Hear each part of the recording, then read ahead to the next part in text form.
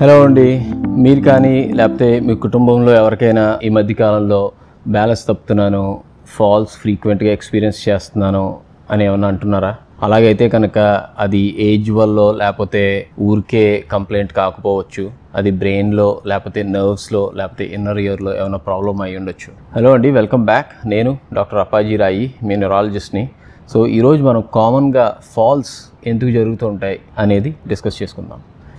ఈ ఫాల్స్ అనేది చాలా ఇంపార్టెంట్, ఎందుకంటే వయసు వచ్చిన తర్వాత ఫాల్స్ అనేది జరిగింది అంటే అక్కడి నుంచి స్లో డిక్లైన్ అయ్యి హెల్త్ యూజువల్గా పాడవుతుంది. వేరే కంప్లైంట్స్ ఏమున్నా ఈ ఫాల్స్ అనేది చాలా ప్రివెంటబుల్ కాజ్, అంటే మనం ఆపచ్చు దీన్ని. సో దీని గురించి ఒక అవగాహన ఉండి దీన్ని ప్రివెంట్ చేసుకుంటే చాలా ఇబ్బందుల్ని మనం నివారించవచ్చు. సో ఫస్ట్ మన బాడీలో ఈ బ్యాలెన్స్ని ఏం కంట్రోల్ చేస్తూ ఉంటాయి, లేకపోతే ఫాల్స్ రాకుండా ఏం కంట్రోల్ చేస్తూ ఉంటాయి? 3 సిస్టమ్స్ అండి.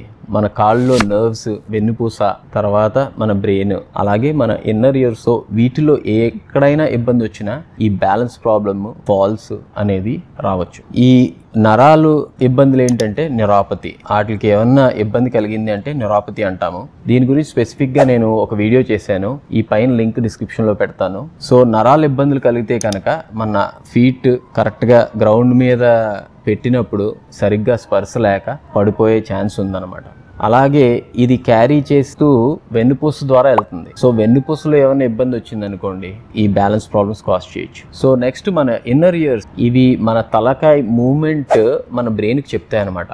అదే వాటిలో ఇబ్బంది కలిగింది అనుకోండి, మన హెడ్ ఏదో ఊగిపోతున్నట్టు లేకపోతే మనం కరెక్ట్గా బ్యాలెన్స్లో లేవన్నట్టు ఈ రాంగ్ సిగ్నల్ మన బ్రెయిన్కి చెప్తుంది అనమాట. సో దానివల్ల ఈ ఫాల్స్ అనేవి ఎక్స్పీరియన్స్ చేస్తారు. దీని గురించి కూడా నేను వేరే సెపరేట్ వీడియో చేశాను, పైన ఈ లింక్ ఫాలో అవ్వండి. అలాగే బ్రెయిన్ లో ప్రాబ్లమ్స్, ఇప్పుడు మనకి స్ట్రోక్ వస్తే కనుక లేకపోతే పార్కిన్సన్స్ ఉండడమో, ప్రెషర్ పెరిగే కారణాలు ఏమన్నా బ్రెయిన్ లో ఉన్నాయనుకోండి, ఈ ఫాల్స్ బ్యాలెన్స్ ప్రాబ్లం అనేవి కాజ్ చేస్తాయి. సో ఈ ఫాల్స్ అనేది ఎవరిలో ఎక్కువ చూస్తాం? యూజువల్ గా 60 ఏళ్ళ కంటే వయసు ఉన్న పెద్దవారిలో.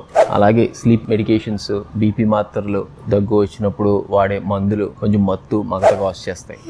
అవి ఉన్నప్పుడు బ్యాలెన్స్ ప్రాబ్లమ్స్ కానీ ఫాల్స్ కానీ ఎక్స్పీరియన్స్ అవ్వచ్చు. అలాగే నరాలు వ్యాధులు ఉన్న వాళ్ళకి స్ట్రోక్ వచ్చో లేకపోతే పార్కిన్సన్స్ వచ్చో లేకపోతే ఆల్రెడీ డయాబెటీస్ ఉండి నరాలు దెబ్బతిన్న వారిలో కూడా ఈ ఫాల్స్ అనేవి ఎక్కువ చూస్తాం. సో ఈ ఫాల్స్ అయిన తర్వాత మనకు కలిగే ఇబ్బందులు ఏంటి? ఫాల్ అనేది చాలా ట్రామాటిక్, అంటే పడగానే ఏ దుమ్మో ఎరగచ్చు, లేకపోతే వేరే లోపల ఇంటర్నల్ ఇంజురీస్ కూడా అవ్వచ్చు. యూజువల్లీ పెద్ద వయసు ఉన్న వారికి దుమ్ములు కనుక స్ట్రాంగ్ గా లేవనుకోండి, ఈ ఫాల్స్ ఎక్స్పీరియన్స్ అయినప్పుడు హిప్ ఫ్రాక్చర్స్ జరుగుతూ ఉంటాయి. ఈ జరిగినాయి అంటే మనకి ఈ మొబిలిటీ అనే దాన్ని ఇబ్బంది కలిగించి స్లోగా క్వాలిటీ ఆఫ్ లైఫ్ అనేది తగ్గుతుంది. సో ఈ ఫాల్స్ అనేవి ప్రివెంట్ చేసుకోవడం చాలా important. Next thing, wrist fracture, hand fracture, తలకు గాయం తగిలింది అనుకోండి, లోపల బ్లడ్ కలెక్షన్ అవ్వడము, స్పైన్ ఇంజరీ, బ్యాక్ ఇంజరీస్ కూడా అవ్వే ఛాన్సెస్ ఉంటాయి అన్నమాట.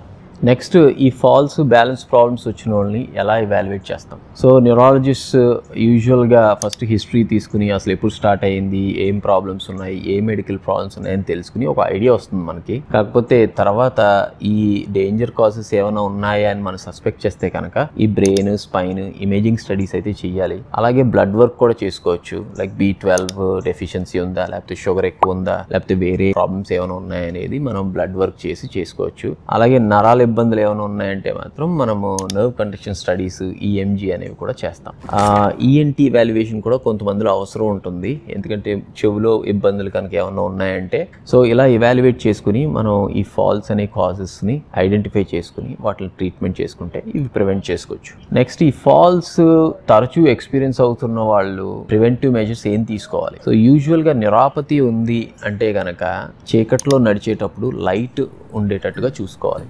ఎందుకంటే మన పాదాలకి స్పర్శ తెలియనప్పుడు మనకి కళ్ళు ఫీడ్బ్యాక్ కూడా లేకపోవడం వల్ల మనం చీకట్లో నడిచేటప్పుడు బ్యాలెన్స్ తప్పి పడిపోయే ఆస్కారం ఉందన్నమాట. అలాగే బాత్రూంలో కానీ స్టెప్స్ మీద నడిచేటప్పుడు పక్కన ఏమన్నా బార్ ఏమైనా ఉంటే అది పట్టుకుని జాగ్రత్తగా దిగడం అనేది చేసుకోవాలి. అలాగే కార్పెట్స్ అలాంటివి ఏమి కట్ట లేకుండా చూసుకుని మన ఫ్లోర్ కొంచెం క్లటర్ ఏమి లేకుండా చూసుకోవాలన్నమాట. అలాగే బ్యాలెన్స్ ఎక్సర్సైజెస్, వ్యాయామం కట్ట చేస్తూ ఉండాలి. నేను ఈ వర్టిగో ఉన్న వాళ్ళకి కొన్ని ఎక్సర్సైజెస్, సింపుల్ ఎక్సర్సైజెస్ చేయడానికి ఒక వీడియో చేశాను. ఈ పైన లింక్ ఉంటుంది, అది ఫాలో అయ్యి రివ్యూ చేయండి. మీకేమైనా ఫాల్స్ ఎక్స్పీరియన్స్ అయితే కనుక ఈ మూడిట్లో ఏ కాజ్ అయ్యి ఉంటుంది మీ ఎవాల్యుయేషన్ ప్రకారం అనేది కామెంట్ సెక్షన్లో నాకు కామెంట్ చేసి చెప్పండి. సో ఈ ఇన్ఫర్మేషన్ మీకు ఇప్పటి వరకు ఉపయోగపడితే కనుక ఫార్వర్డ్ చేసి ఈ స్ప్రెడ్ చేయండి. Until next time, take care, bye.